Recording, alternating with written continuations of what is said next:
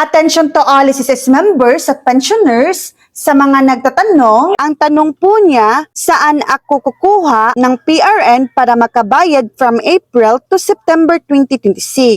Sa video na ito, pakitapos hanggang sa dulo para malaman ang buong impormasyon.